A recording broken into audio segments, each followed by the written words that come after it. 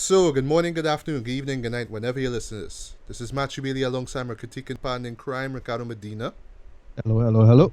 And this is season 4 of our little experiment that just kind of evolved into this evil creature that just decides to suck up our Sunday evenings. Because that's where we basically meet up on Skype. Of course, I'm talking about Beers, Beats, and Bailey. This is where we Yes. talk about movies. Well, primarily we talk about movies, we talk about TV shows, we talk about music, well, specifically hip hop music, because, we love rap music. And occasionally we'll talk about games, and, we'll just do like little preambles where we just talk about the latest stuff that's going on pretty much in the entertainment world, on YouTube, Yeah. and whatnot. Right, so Right. if this is your first time listening, guys, well, yes, this is the season 4 premiere. We've done 3 seasons of this already, and for the while at the moment, I could say, we are enjoying this right now. But one thing, like I said at the season finale, is that both of us really do want to grow. We do want to develop, and we want this show to develop as well. I'm not sure where it's gonna be in the next couple of years. Who knows? But for the moment here that you're listening to, we just want to have fun. Right. So 2018, we're here at last. And I know for the past couple of weeks, a lot of stuff has taken place, but we're not gonna run through everything because we do have some stuff to talk about. That stuff in particular, 3 movies and a TV show. So the first movie will be a movie that came out late last year in Trinidad, and it's still showing right now. But unfortunately, I didn't get around to seeing it for myself. Yes. It's called All the Money in the World. It's directed by one director, I should say, I still defend, Ridley Scott. Right. Yeah, and of course, there was that whole controversy with Kevin Spacey being replaced by Christopher Right. Plummer. So you saw it, Ricardo, so you could fill me in on how that worked out. Right. We both saw The Disaster Artist at long last. Wish we could have seen this last year, and Well, I all haven't I'll heard your say, thoughts on it as yet, but all I'll say is that I don't necessarily regret not seeing it last year because it won't have made the top 10. I probably would have made mine, probably, but when we Yeah. get to that, we'll talk about that. Yeah. Also, in terms of Golden Globe, we'll talk about Golden Globes as well, and potential Oscar-nominated film, Three Billboards Outside Ebbing, Missouri. Right. This is the latest film from director Martin McDonagh. Forgive Right. me if I pronounce the name wrong, but this is one that's been receiving a lot of buzz when it was released late last year. It made it a lot of top 10 lists. And did it make it? Would it have made it to my list? I will share my thoughts on that once we get to that point. And of course, as we normally do, we're also going to talk about the latest stuff that came out of Netflix. In this case, I'm going to talk about a TV series, an 8-episode series that came out last week at the time of this recording. And it has probably one of the most interesting titles I would say I've seen in a TV show like thus far. The End of the Fucking World. Okay. Yeah, I or in heard this about case, this. the end of the effing world, because the majority of the word "fucking" is censored out, so whatever. Right. But yeah, the point is still there. You know what I mean? Yeah, I heard about this, but I didn't get a chance to see it. Yeah. But I managed to check it out because unfortunately I didn't get around to watching All the Money in the World yesterday. So I said, what the hell? I was interested by it. I saw the trailer. I thought it was really intriguing. So I checked it out. So I'll share my thoughts on that in a bit. Right. Yeah. So I tried out. Also tried out 40x in CC8. I think it's the only 40x in the country as far as I know. Maybe Yeah, even the sons Caribbean. of bitches. Couldn't even come up in the east to set it up. Well, they had to go Nah. south. Yeah. Yeah, so Anyway. it's- Yeah, so basically I went to see Jumanji. Yeah, I went to see the new Jumanji. And I thought it was great. I had a lot of fun with it. It's questionable if it's worth the price because it's $90. So yeah. But I decided to try it out, see how it feels like. $90 and you're getting 3D glasses, I assume, right? Or Right, it's something, 3D. Yeah, it's 3D. It's 3D 3D. and Yeah, the 40x thing with your chair, right? right, Okay. with a chair, right? And what it does is that is a row as well. It's whole rows. So it's sections of 4 that the whole mechanism works now. Right. So you had to sit on the chair. You could put water on or off. Yes, real water will be spraying on you. Of course, because What was pretty cool about now? Okay, so things I liked and things I didn't like. They had some things that came across as more distracting than actually improving the experience, and then other things I thought actually improved the experience. The seats move with the camera, so simple camera movements had the seats moving with you. Alright, But then so like a tracking shot, for example. good tracking shot, yeah, a good tracking shot. So you that gib, you're going up with the jib, you're going up with the jib. Didn't really care for the fact that they had the seats was hitting you from behind, like these little pumping things, which it makes some sense. Like when a character get grabbed from behind, you getting hit from behind. That was a little distracting. Another thing that was very distracting is when they had air blasting by your ears, because like if bullets flying past you, right? They have little air. Yeah, that was distracting. The water was very distracting for the most part, but again, I get why they did it. And then they had this little weird little tackle thing at the bottom of your at your feet. That used to tackle. So like if you're getting dragged, so like in Jumanji, again, Jumanji is like the perfect film for this because it's such a theme park ride anyway. Right. It was hitting your legs. So like when the character getting dragged through grass, you'll see that start happening, and you're hearing it, a good 3D nice sound effect hitting while you're flying through the trees or wherever it is. Right. Then they had a little smoke and thing, anytime fog come in, that was impressive. I like that. For the most part, I'm not sure if it really worth the money, but I could see myself going just for the novelty of it. So I could totally see myself just going to see a movie and then going to the 4DX just to try it out. So most likely I'll probably be doing this for Black Panther and Avengers Infinity War. Yeah. Actually I'll consider going down there. I'll actually take my ass down to South Park and try it out for myself. I mean, it's always IMAX this, IMAX that. What happened to 4DX? I never tried it, so... Well, the 4DX, the screen itself, not that impressive. It's not that big, per se. They actually use one of the back screens. There is screen 10 in the back, and that screen is actually one of the smaller screens.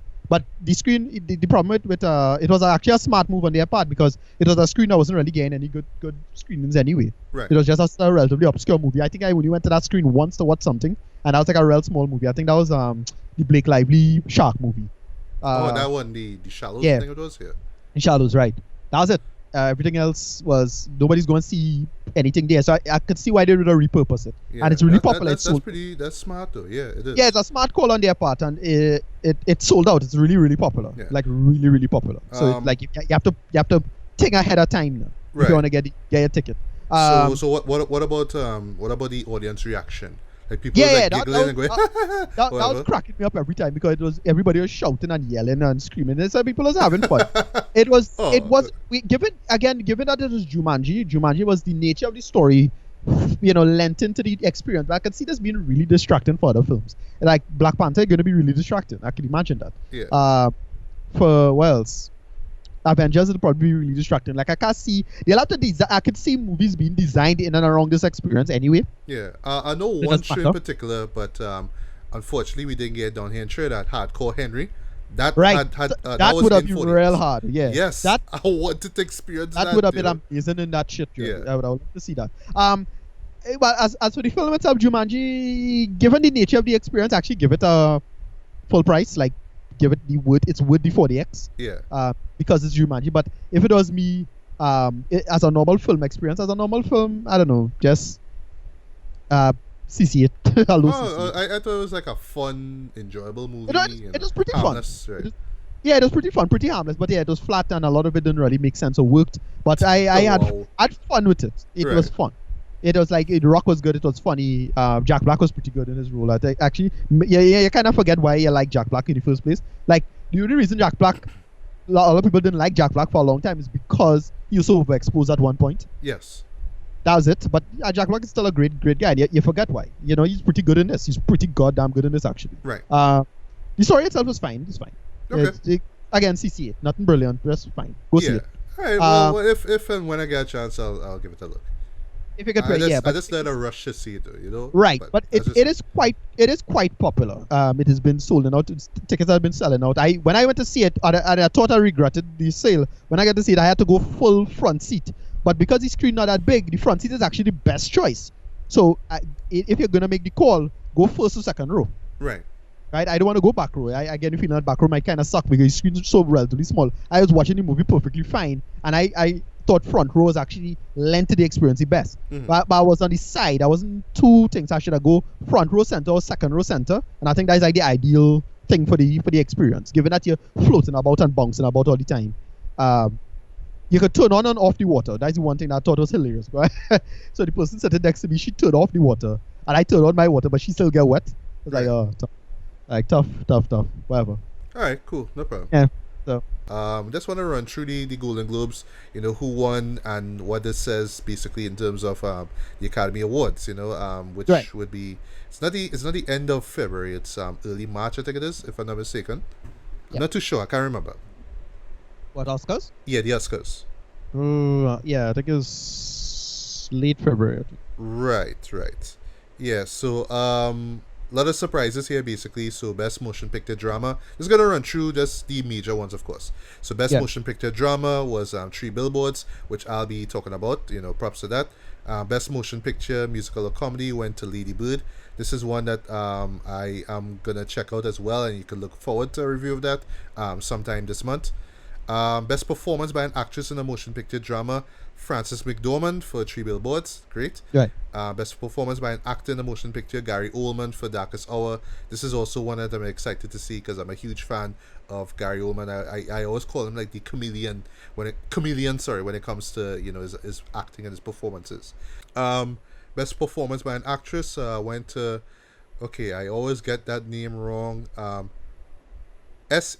I'm just gonna spell it. Yeah. Swarcy. Ronan for Lady Bird. Yeah. Yes, that's another show I've been meaning to see as well. Best performance by an actor, of course, James Franco for Disaster Artist, and we'll talk about whether it's worthy or not. Although, given the other nominees, I was like, yeah, this is a show. Of course, he was gonna. Yeah, win. that was reasonably well deserved, I think. I would agree. We'll talk about the film itself. Right. Best performance by an actress in a supporting role, Alison Janney got it for I, Tonya. That's another show that I'm excited to see. I really can't wait to see it. Right. Especially seeing McGill, Margot Robbie give apparently an excellent performance. Well, Oscar-worthy performance as Tonya Harding. Best performance by an actor in a supporting role, Sam Rockwell for Three Billboards. I'll talk about his role later on. Right. Best director motion picture, Guillermo del Toro for The Shape of Water. So Shape of Water is a movie that I'm really, really dying to see because I'm a huge fan of del Toro's movies as well. So once we get to see The Shape of Water, of course, you can look forward to a review of that. And to think he beat out guys like Martin McDonagh, Christopher Nolan, Ridley Scott, and Steven Spielberg. That's amazing. Right. What Spielberg was nominated for? The Post. Right. I didn't see that yet. Right. Yeah, that's supposed to be coming out theatrically down here some point in time, either this month or early next month. I'm not too sure. Pretty excited about that as well. Yeah. We'll see. Best screenplay, Martin McDonagh for Three Billboards. Well deserved in my opinion. I think this is one of the best screenplays visualized on screen in a long while. That's all. Just kind of jumping the gun there, but yeah, the script for this movie was just perfect, near perfect, I should say. It reminds me a lot, and I'll talk about it in my review as well. It reminds me a lot of the screenplay for Hell or High Water, and both movies I have certain parallels as well, certain similarities, I should say. It really does remind me of Hello High Water, that style, that approach to its storytelling, basically. Best motion picture animated, of course, Coco. Not surprised. Best motion picture foreign language was a show that I have not heard of, actually. It's called In the Fade. It's from, it's Germany/France. It's a German/French co-production. Best original score, Alexandre Desplat for The Shape of Water. Brilliant. Best original song, a movie that I heard so things about, but apparently the song is really good. This Is Me. This is from The Greatest Showman. Okay. Yeah, this is a show that I was hearing kind of stuff about. Yeah. So it's like, I'll wait till it comes out online. It's one of those things. It's one of those things. Again, much like we'll talk about Disasters, where it's a good performer in a mediocre, underwhelming product. Or I would say a product that just could have been a little bit better given the subject material. Anyway, that's all I'll say. Best TV series drama was The Handmaid's Tale. Like I said last year, I ended up binging that whole season, and I was just depressed. I felt all the joy get sucked out of me. But it's just such a powerful show, I must say. But a very, very, very despairing and very depressing show at that. Although I can't wait to see season 2, and apparently the the first trailer for season 2 came out today at the time of this recording. I haven't watched it yet, but I'll check it out hopefully once we're done here. Best TV show, musical or comedy, goes to a show called The Marvelous Mrs. Maisel. Don't know much about it, but I'm hearing some great things about that. Best TV limited series, made for television, Big Little Lies. This was a show that won, actually it won some Emmys late last year, I remember that. And speaking of that, best performance by an actress in a limited series, Nicole Kidman won for Big Little Lies. Best performance by an actor in a limited series went to we boy Ewan McGregor for Fargo. Right, this is a show I've been meaning to catch up on. I didn't see Big Little Lies at all. That totally blew past my radar. I didn't even know about it until the Emmys came. I was like, oh shit, that show came out? Yeah, I was somewhat aware of it, and I saw. Right, I was somewhat aware, and I watched part of the first episode, but it didn't grip me enough for me to say, hey, this is something I really want to watch or see. That sadly, we live in an age where I could actually skip good shit now. Right, yeah, because it's a good or a bad thing. Yeah, just so much to choose from, man. Best performance. That's go to your biases. Best performance by an actress in a TV show went to Elizabeth Moss for The Handmaid's Tale. I remember she won an Emmy, I think, for the same thing. Best performance by an actor in a TV series went to Sterling K. Brown for This Is Us. I remember he won an Emmy for the same thing as well, so props to him. Best performance by an actress in a TV series, musical or comedy, went to Rachel Brosnahan for The Marvelous Mrs. Maisel. She beat out Alison Brie for Glow, and Issa Rae we girl for Insecure, man. So best performance by an actor in a TV series, musical or comedy, went to my boy Aziz Ansari for Master of None. Apparently something went down with him, but when we finish you'll talk about that. Well, it's just drama. A little bit of drama went down with him the other day. Well, we can talk about it quick one time. Well, what is it really? Right. So, admittedly, I haven't read the article, but from what I understand, the article has him. It's something akin to sexual assault, but it's unclear. Because people keep I've seen this. I don't even read the comments to just suss out what happened exactly. But apparently, some people saying it's sexual assault. Nobody else making a sort of noise about it. So I'm not sure if his career is over or not. We'll find out how bad it is. But it seemed to be a kind of weird situation where she didn't like him, and he's kind of a goof and kind of a douche about it. Wow. But it's unclear if it's clear sexual assault. I ain't too sure about that. I ain't no sure. But I haven't read the article in its entirety. And well, it's an article still, so it's her perspective. Right. We'll find out if Master of None is cancelled. If Master of None is cancelled, I hope not, because I love that show to death. I loved season 2. You saw it out in its entirety, right? I remember you were watching it episode by episode when I reviewed it. Yeah, I picked it up eventually. Yeah. All right. Yeah, and you agree with me, right? Like one of the best for the year. Yeah, it's great. Yeah, loved it. Just a couple more winners. Best performance by an actress in a supporting role in a series went to Laura Dern for Big Little Lies. Shame that on the subject of Laura Dern, because she was also in Twin Peaks: The Return. That same show, Twin Peaks, actually got one nomination. That was for Best Actor in a series. But it's a shame that it didn't get nominated for other stuff as well. But whatever. I still really put that as one of the best shows I saw for last year, in my honest opinion. Last but not least, best performance by an actor in a supporting role in a series went to Alexander Skarsgård for Big Little Lies. Wow, nice transition from True Blood to like some real legit Emmy/Golden Globe winning stuff. So props to him. Yeah. And of course, the Cecil B. DeMille Award went to Oprah Winfrey. And I thought that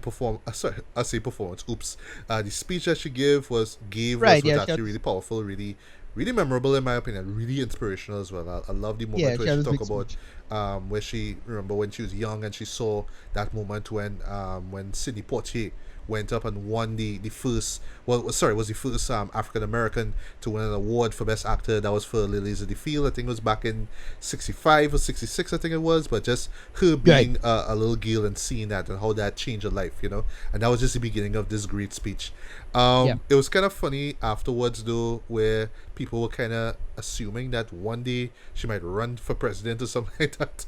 You know what I mean? Like she will report us one day. But everybody made that joke because I suppose it's plausible that she could go up for the presidency, but because in many ways a lot of people see her as the kind of the bizarre version of Trump now. Yeah. Both reality TV people. Well, she's talk show, but you get the point. Big names. She's a black woman, he's a white guy, and he's kind of a douche. She is powerful and not a douche, and she's this victim. And narrative-wise, you could see the mirror match logic of it. She's a left-wing Trump in a sense, so I can see the logic of it. I don't think it's a good idea personally. Not in the sense of neither me, to be honest. Not in the sense of whether or not she could win the election. It's quite possible that she could win the election, like if she go up against Trump in 2020. That is not the issue. Yeah. The issue is that you're setting a really bad precedent politically, in my opinion. But whatever. Right. And by the way, on the subject of that, I think Kanye's still supposed to be going up, if I'm not mistaken. If he makes up his mind in the next couple of years, maybe. But he did say in that VMAs, he said he was going up for president. That what he said. 2016, he said that shit. I think it's either 2016 or 2015. I think it was 2015. I don't care because you're not gonna win shit. You know what I mean? He just had to put out one more album, hope it doesn't suck, and maybe he could figure out what he's gonna do for the rest of his life. And before I forget this, last but not least, in terms of Golden Globes, the Time's Up movement. A lot of especially female nominees were saying, that time's up. You know what I mean? I'm glad that they actually addressed it here. They had a platform to really do that. Although it got to a moment, admittedly, where it was just like, all right, I want the audience to clap. I want them to cheer. So let me just say time's up. Let me just say some kind of thing. Oh, time's up. And, everybody claps and whatnot. But I'm glad that, they actually brought it up. And props to Seth Meyers for also taking shots at Kevin Spacey and Harvey Weinstein as well, you know what I mean? So, wow. Yeah, well, Kevin Spacey is probably the worst of the worst in the lot because of the he always try to paint himself as this good guy. Harvey Weinstein is just a straight up douche. We know Harvey Weinstein. Nothing about that shit surprising. Right. But in the case, it's much worse than I expected because you have some sort of shenanigans involving spies and Mossad and something like that. But still, Kevin Spacey, I find when you try to really paint yourself as this good guy, that's the problem. Yeah, exactly. That much worse. At least in the case of somebody like Louis C.K., where he kind of made a culpa pretty early on that. Even though what he did I thought was pretty shitty as well. Right. Whatever. Right. So moving along, and don't worry, we're gonna get to Kevin Spacey in a bit, right? So another thing, actually, just a little segue now into the world of hip hop. Like I know, yes, the year has started, so we haven't really gotten any big releases at the moment. But something interesting took place actually last week at the time of this recording. We got ourselves a remix to a song from Eminem's much despised album Revival, Chloraseptic. Right. We got the official remix of that, which featured 2 Chainz and Pressure. I keep saying Treasure, but it's Pressure. He was the guy who did the hook for that song. That Chloraseptic, septic. And the thing is with Pressure, I don't know much about him, but I know that he is the assignee to Shady Records. I know that he's within the whole trap rap movement. Right. But the thing is with him is that he was like delegated to just doing the hook, which was like a real disappointment for many people, myself as well, sorry, because when you look at the playlist, it was like, well, there's no rappers really, and there was this one guy, Pressure. So you figure, he would have delivered a little verse. No, he just does a hook, right? So in this remix, he comes off in his second verse and he comes in real hard. And same thing with 2 Chainz though, which actually surprised me. I'm not a big 2 Chainz fan, even though his album that he brought out last year was pretty decent. I'll give it that. It was pretty decent, right? Didn't hate it, but it was pretty decent. But the highlight, of course, was M though, because M just took shots at all the haters. He was talking about all the people that went up on YouTube and was just doing all these reactions to the album and saying the album was shit and all that kind of stuff. He just took shots at all of them. He was talking about, oh, you thought Walk on Water is shit? Well, fuck you. He also said that, oh, well, yeah, Revival split my fan base in half, but I still outsold you. I'm just paraphrasing here. Yeah. And, to me, he just went so incredibly hard on that remix. But here's the downside to it, though.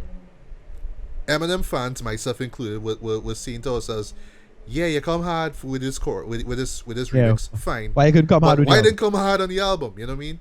And to me, just looking back at Revival, it just felt like he just wasn't inspired really. He just needed the proper motivation, and I guess his fan base kind of lashing out at Eminem was just what he needed. So that's why he came so hard on it. But it's a shame that he didn't bring that intensity, that real passion into the album to begin with. You know what I mean? Even right down to having 2 Chainz on the remix. Like, why couldn't this be the song? Like, yes, the verse from Eminem would have been different, of course. He wouldn't really have anything to say against the haters as such, but but still, it could have just been the 3 of them on that one track instead of Eminem trying to do this and sound like just embarrassing himself. You know what I mean? But I'll just say this before we get into your thoughts, and if you have any. All I just had to say though is that if M is possible of pulling this off, I say he should do something like what he did with Relapse, where he brought out a little EP, a little companion EP called Refill, which I think it was like about 6 tracks. One of them had Forever, which was a really, really great song. It used to play it all during NBA and all that kind of stuff. That was with Drake and Kanye West and Eminem, of course, and Lil Wayne. You know the song. It was all over the place back in 2009. But basically, it was like this. I think it was like 6 tracks. It was, and it was just like a companion piece to Revival. Not Revival, to Relapse now. So I think that M should do something like that. Put out a little 6-track companion piece to Revival. It's like, well, hey guys, you love the Chloraseptic remix so much. Here's a little here's it on wax now. Here's the physical release here. So at least you won't be bitching to me about how bad Revival was. You know what I mean? And I think that he will recoup, at least some the losses that from Revival basically, and his fan base will get some hope now, because basically it kind of, this remix itself brings some hope, but still is just like, yeah, but you could have given us that last year Revival though. Come on, we wait so long for that intensity, and you give us that in a remix where you're taking shots at us because we didn't like the album. I mean, I'm sorry. Yeah, so Ricardo, what are your thoughts on M putting out this remix / diss track against the haters? It just, again, it's kind of too little too late after the fact crap though. Like, again, if you could have put this out, why you didn't put all this energy and skill in the album itself though? But like I said, that's my recommendation. Just for him just to put out a little 6-track EP or whatever it is, just a little companion piece to tell the fans, hey, just hold that please, forget about Revival, I'm gonna come harder next time. I don't know, it could just be like a whole bunch of diss tracks. Maybe he could just do remixes to all the songs that he probably thought were great. Maybe he could do a remix to Walk on Water. I don't know, although I think Walk on Water is perfect as it is. I mean, not too perfect, but it is what it is. And I don't know, I mean, I don't know what we're gonna get from Eminem this year. Maybe he might just do some collabos this year, I don't know, but I still would like if he just puts out some new material just for us to be reminded of how great an MC is. Right.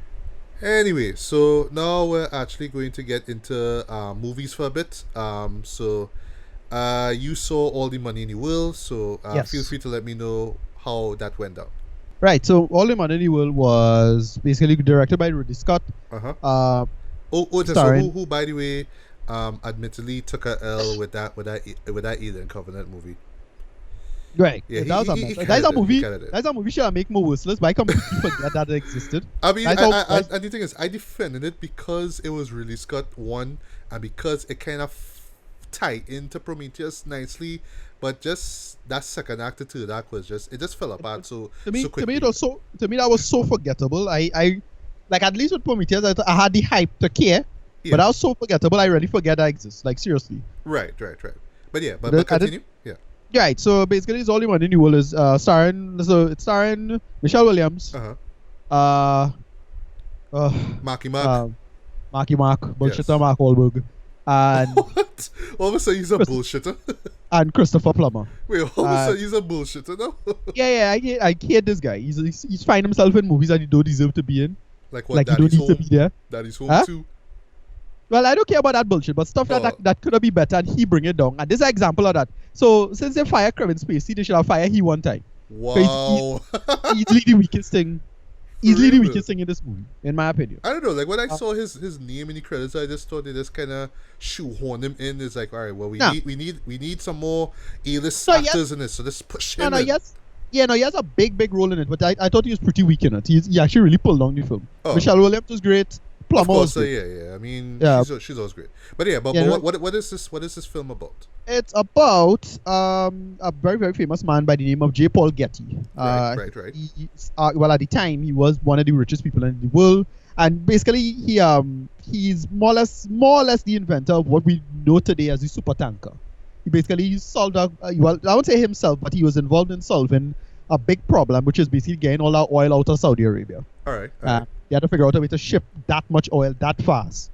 And that's what he did. And then, well, he made most of his money by basically figuring out ways to skip taxes and not have money in cash and all his chicanery. And, well, all of that is revealed in the movie. The main impetus of the movie is about one of his grandchildren was somewhat estranged by his estranged, but he found out late in the grandchild's life. Well, late relative is the sense of the child was like 12 or something like that. No, 9, I think, when you first met him. And it was from his estranged son.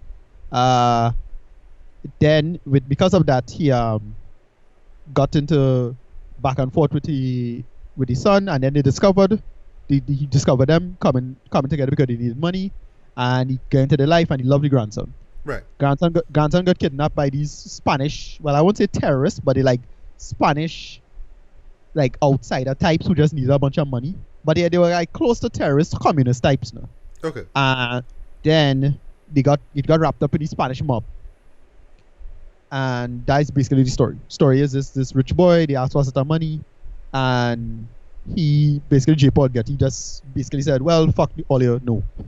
That's the impetus. And Michelle Williams, who's the mom, she's like, she can't believe, all the shit going on. And basically through this whole ordeal, you get to see the kind of facile nature of people like J. Paul Getty. Yes, he is very rich and powerful, but there's a lot of tricks and bullshit that went down behind the scenes that allow him to be that wealthy. For one, skipping taxes. That's a big thing he did. Wow, really? He figured out all these little bullshit loopholes now around the system. Yeah. So like how it is he figured out ways to get away, keep his money in check. He used to buy art. So all the money was in the art. Right. Not in cash. It wasn't in the bank. He used to keep properties. He was very, very distant, very powerful. He didn't connect himself in a smart way, so like when it's time to screw people over, he used to screw the wrong people over. And well, the story gets to the point where you see what happened to his wealth, why his wealth got dissipated over time. So at the end, I don't want to spoil it. If you know what really happened to him, then you won't be surprised. I won't be a spoiler, but to those who don't, I won't tell what happened to him because something happened to him in the movie. All right. And then, well, the whole resolution of the kidnapping itself, that plays itself out. I actually like this film a lot. It's quite good. Right. But it paces itself a little strangely. It felt a little slow at times, but it's still very well made in my opinion. And then, well, the big thing about it was kind of impressive is how much they shoot around Kevin Spacey, because it had a real kind of strange edit, and you get the feeling it's because of Kevin Spacey. Right. Like they cut a lot of stuff, and Marky Mark. Now I have no idea if he was better in the scenes with Kevin Spacey or if he bring more energy with Kevin Spacey, but I thought he was terrible in this. Wow. Not the worst thing ever, but he was just really flat as usual. He's just, in my opinion, he's just a generally bad actor. Okay. Remember hating when Patriots, they didn't need to be in that. Yeah, I think it's just because of his popularity. I just don't seem to mind. It's like, oh, you're in a comedy, oh, you're in a drama, okay. Right. You're doing the Marky Mark. Well, no, sorry, I shouldn't say that. You're being Mark Wahlberg here. Oh, you're actually acting. You're actually trying here. But okay. He's one of those celebrities that just feels wholly unnecessary in my opinion. Like, why are you popular exactly? Because you're in Transformers? Like, oh yeah, he was popular. Right. Yeah. Oh yes, and I hated him in the last night, of course, because Right. But Yeah. he's one of those people like just so flat and pointless. But he somehow, he's one of those as I say, as consider him a bullshitter because he's one of those who figure out a way to make a certain money. Yeah. Right? He get well paid, but he like he's one of those in your head the correlation between talent and money should matter. Right. And he's one of those. He's one of those. So more or less is because he is Mark Wahlberg. That's why he gets what. That's why he's able to acquire what he has, basically. Right, somehow. And it's like, yeah, but you like totally forgettable and terrible in almost everything in. Like, why does you getting paid this much exactly? Right. Whatever. So he was the weakest part in the film. Like, what was it the point that he shouldn't have been in the film to begin with, or they just should have recasted him? I don't know if he was the character. I don't know if he was supposed to be in the film or not. It's unclear to me. It could have been Ridley Scott's choice. But again, the feeling that it might be like that. It might be that type of situation. It's like, well, they could have cut out Spacey, but they can't cut out Spacey and Mark Wahlberg. That they couldn't recast both of them now. That'd be too much. Right. So they say, all right, let's bust up Spacey because Spacey with all of that shit went down, and Mark Wahlberg like, all right, well, he had to be in it, but it felt chopped up, a little chopped up, and the edit was a little off. Right. Another character, I forget the actor's name, but he basically played the main kidnapper guy who was helping out the boy eventually because he was like he kind of sympathized with the boy eventually, and he was hamming it up a little too much for me. Really? Right? Didn't love him all that much. Didn't ham it up, but I thought this was okay, mostly because of Plummer. Plummer was really good. Right. It was really because the whole story was really Plummer versus Williams. Those two characters.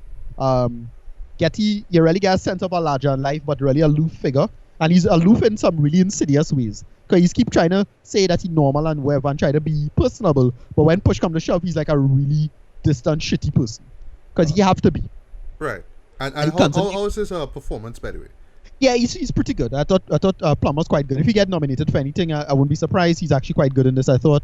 The story is strong. But do you think he has a chance of winning, or? I have no idea. I don't know. I have nobody to compare it to at all, because in my head, the only person who's going to win the Oscar, I don't put in my head who's going to win the Oscar, that is my boy for Phantom Thread, right? Oh, yeah, Daniel Day-Lewis. Yeah, DDL. So I was like, well, nobody else going to win. Yeah. Pretty much. I don't run that in my head now. Right. And we can hear that movie have a real amazing twist into some big reveal that's pretty goddamn awesome. Yes. Like yes, it's so yes. awesome that you don't want nobody to leak it. Mm-hmm. It's like not critics, so you don't know now.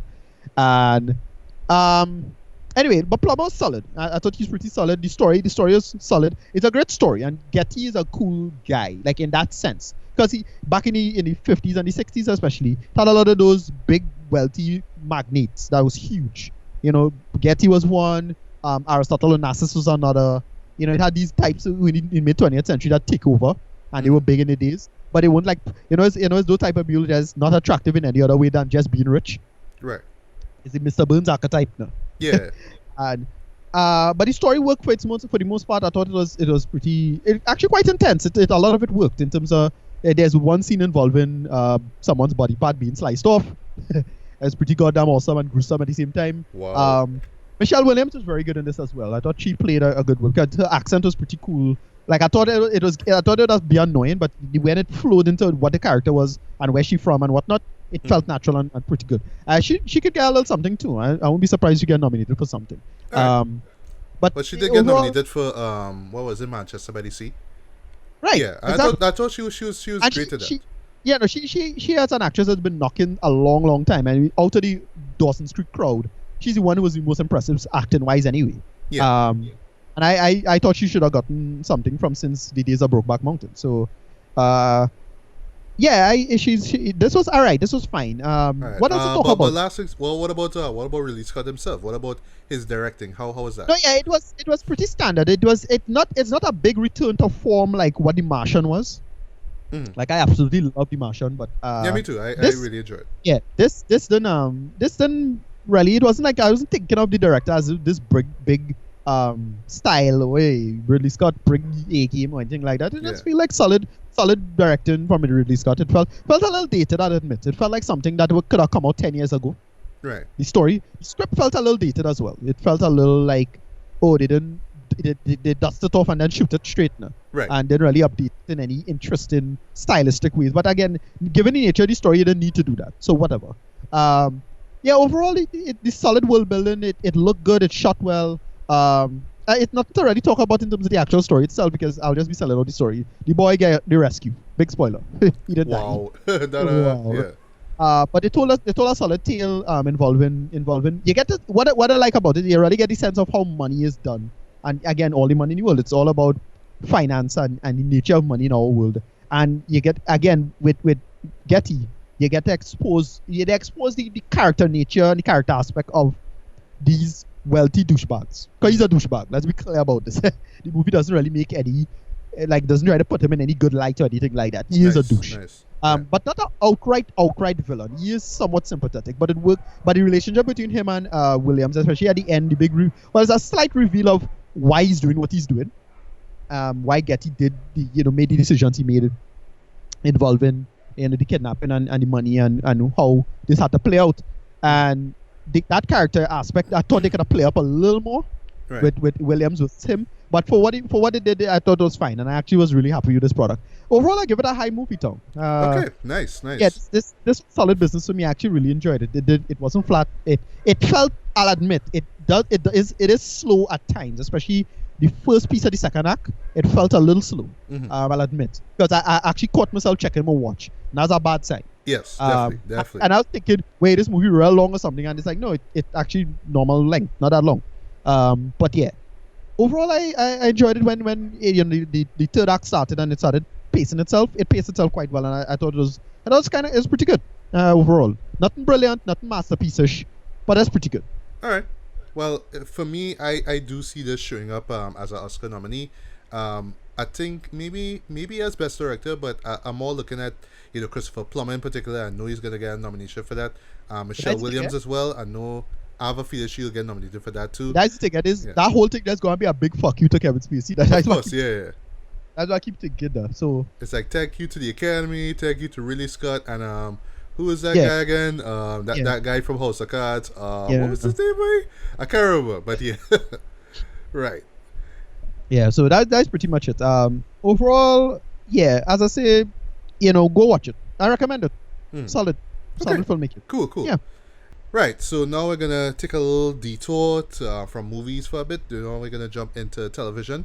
So I'm gonna talk about the latest British TV series basically to come out of Netflix. And like I said at the beginning of this recording here, it probably has one of the most interesting titles you will hear all year: The End of the Fucking World. Okay. It's actually based on a comic book of the same name. It's written by Charles S. Forsman. And now I actually want to read this book for myself, see what it's about. It's 8 episodes. Each episode clocks in at about, say 20 or 22 minutes or so. Okay, so basically, yeah. So it's like in total, it's like about a 3-hour binge, basically. Just 3 hours.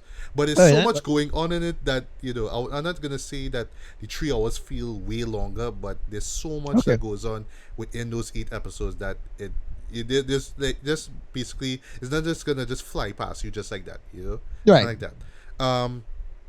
So it stars Alex Lauter. People, especially fans of Black Mirror, would remember this guy from season 3. He was in an episode called Shut Up and Dance. That was the one with the guy who ended up, when he was home one day, he was looking at porn, and then somebody ended up catching him and was like, carry this package to this person, blackmail, and it just ended so dark and damn bleak. Anyway, although kind of ridiculously bleak in my opinion, the ending wasn't all that to me, but other than that, so he was that guy, that sort of sheepish, sort of vulnerable guy. His name is Alex Lauter. Right. Okay. Yeah. I remember. And also we have Jessica Barden, who plays the character of Alyssa. So Alyssa basically is she becomes the girlfriend of James. That's the character who Alex plays. And funny thing about this show is that both of them they play 17-year-old characters, right? But in reality, they are like in their early 20s, and and that actually makes sense given the subject matter and what's going on and what's being said by these characters. That actually makes perfect sense, because to have like real 17-year-olds being cast to play this would have bordered on like controversy and all that kind of stuff. And Well, I again, was I don't mind. Yeah, but if they're like early 20s, once they're not above 25, it's reasonably fine. yeah Like to me, the limit for teenagers, like if okay, you're supposed to be 17 or 16. Say no, I should say you're supposed to be 17 to 19, 24 max. yeah Max, if you could pull it off. And Right. I know some people who just look younger than they think that they could pull off much younger, but that's fine. Yeah, because the thing is, like, I was looking at the trailer for this, right? And as much as I was in disbelief by what I was seeing, because just basically these two British kids just cussing up a storm. But I mean, the whole trailer is not about that. It's not about, oh, these two kids learn some cuss words and now they're gonna go around saying fuck shit or whatever like that. But Right. just the nature of these characters themselves, like, well, really, that's how these 17-year-olds really act in this. But wow, you know what I mean? So I was just kind of fascinated by it. You know, it was just so dark with its humor. But at the same time, I was asking myself, are these characters really the age that they say they are?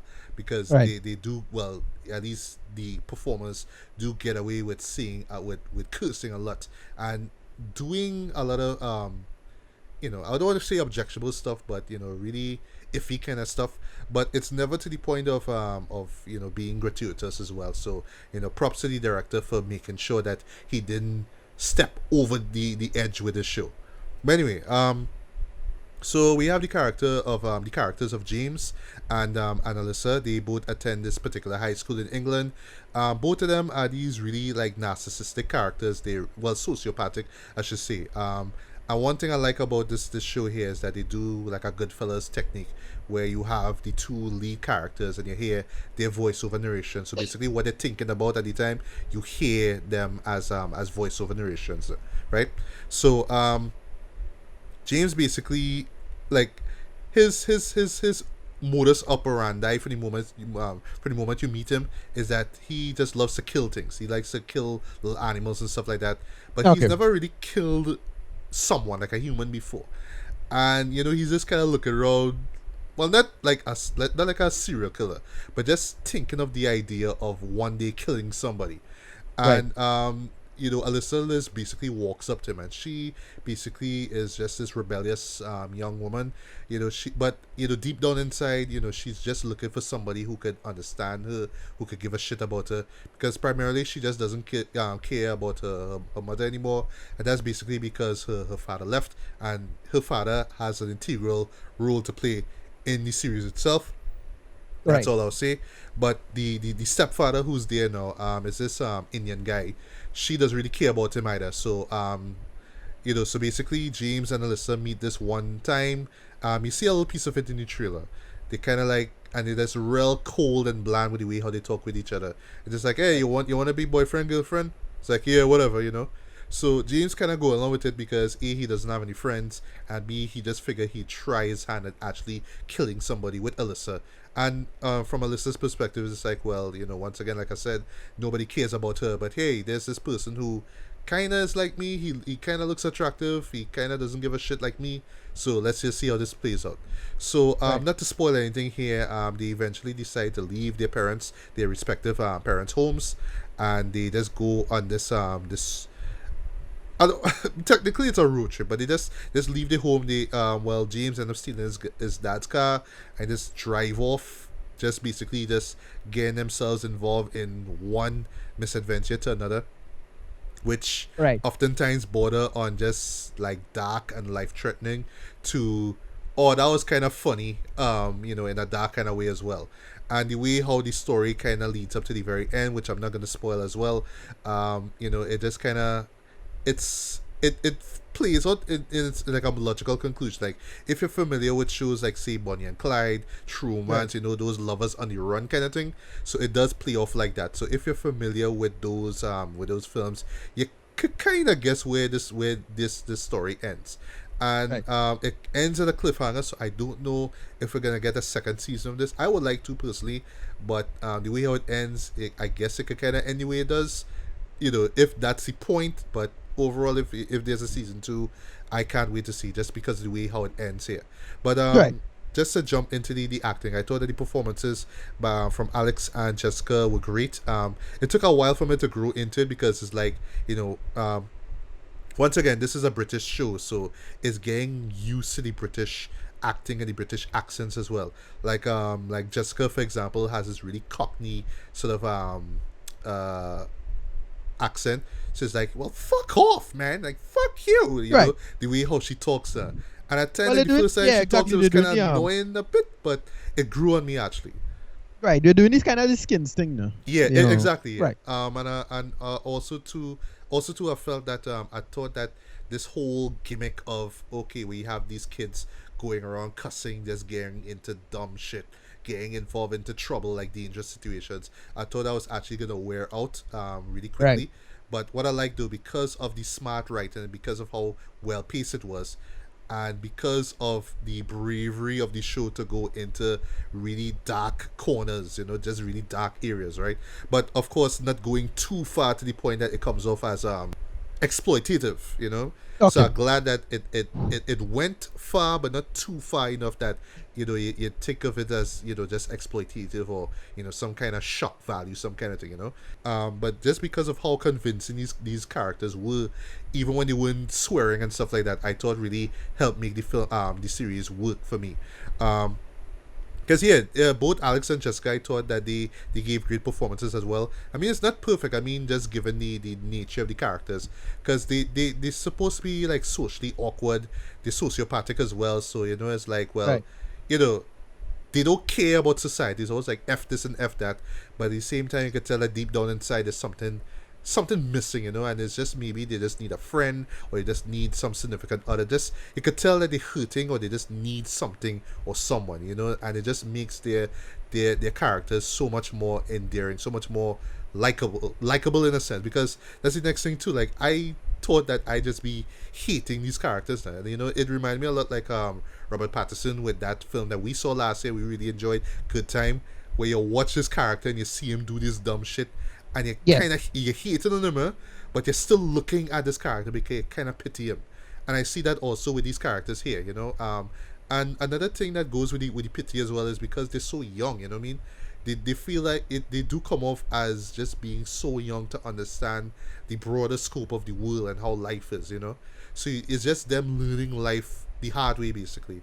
Um, and at times you just kind of wish that they could have just had a little common sense to figure it out, for themselves. But because of the characters, once again, it's just like, well, yeah, it's gonna take long for this character to realize, hey, this other character really likes me, and vice versa. I thought that the pacing was very well for its 8 episode run. There were a couple of moments where I felt the show kind of dragged a bit, especially like where it took long for characters to come to realizations, stuff like that. There are also some characters that are introduced. Like for one thing, we see Alisa's mom, we see Alex's dad. We see the contrast between those two. We are eventually introduced to Alisa's dad, and the way how his character is played kind of adds to why Alyssa is the way she is. We also get introduced to two female cops as well, who are looking for these two kids as well. And there's like a little side story going on with them, which I felt didn't really add that much to the overall story, but they kind of made it work anyway. The title I felt was a bit misleading because, like, for me not knowing much about the show, I was expecting some sort of like some weird post-apocalyptic kind of vibe going on there. Right. Just given the title name, just the title itself, but you do get a sense of an end of the world or a sort of bleakness to this journey that these characters are on, especially with the cinematography, which is excellent, by the way. Excellent cinematography across the board. But there's lots of like wide shots where they're seeing like empty spaces, where it's like the countryside or like empty roads and stuff like that, and it does add to a sort of post-apocalyptic feel to it.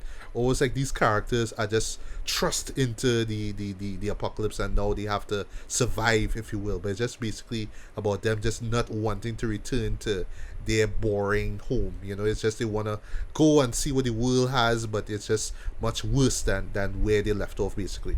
Um, it does have allusions to other films of like the similar genre, those lovers on the run stuff. It's like Bonnie and Clyde, for example. Perfect example. Yeah. What else?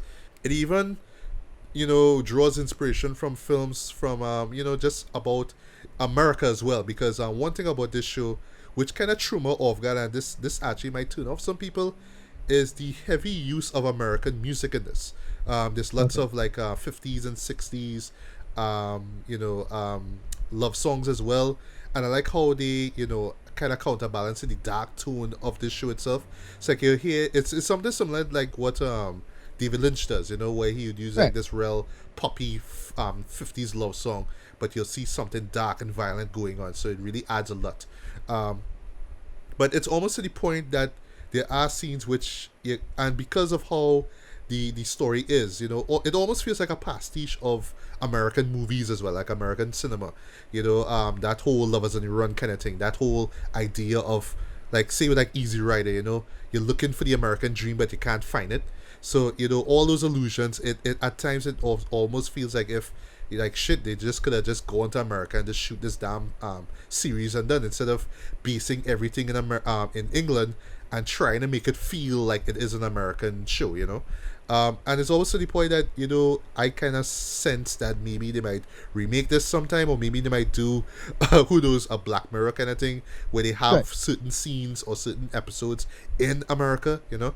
Another show that I was reminded of also too was Paris, Texas.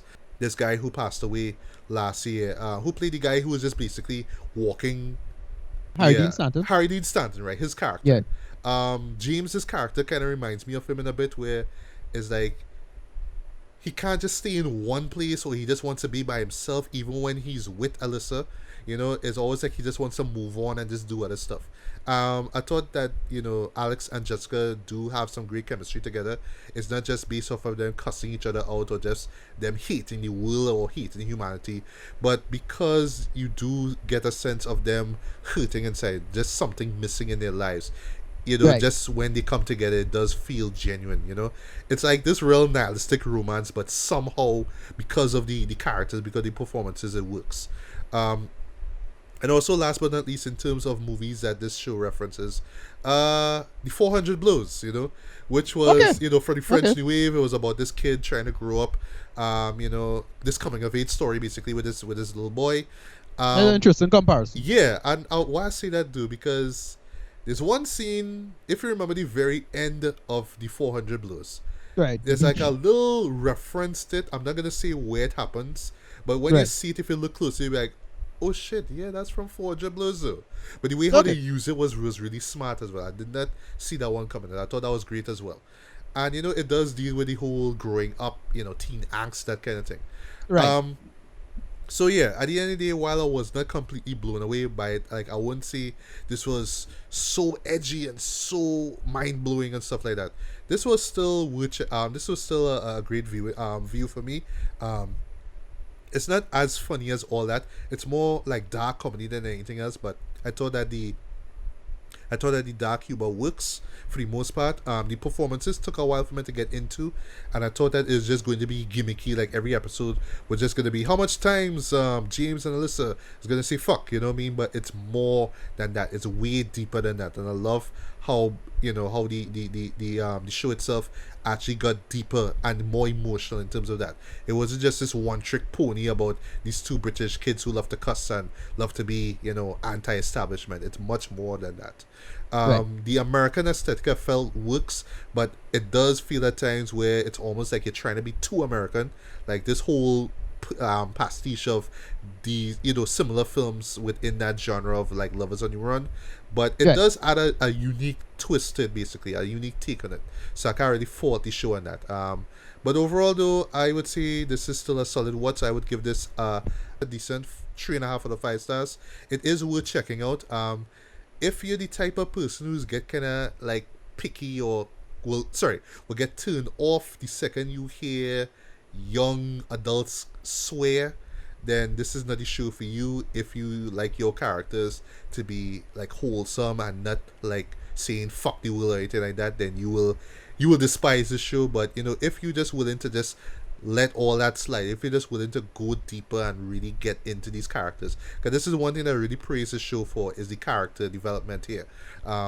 Really layered characterization, I felt. But Right. you know, at surface level, even right down to the title, you think, oh, it's just excuse to be, just to bring in shock value and just to have young characters cuss, but is much more to that. It's not, groundbreaking or anything like that, but this was still a solid watch. Like I said, this is just a 3 hour binge, so whether you like it or not, you can just watch through this quick, and you will find a lot to enjoy. But for me, I enjoyed it for what it was, what it set out for, and if we do get a season 2, I'm hoping that it does kind of step up its game here. But for season 1, I thought this was solid business. So yeah, decent 3.5 out of 5 stars seemed fair for me. So I'd recommend that you guys check it out. Nice.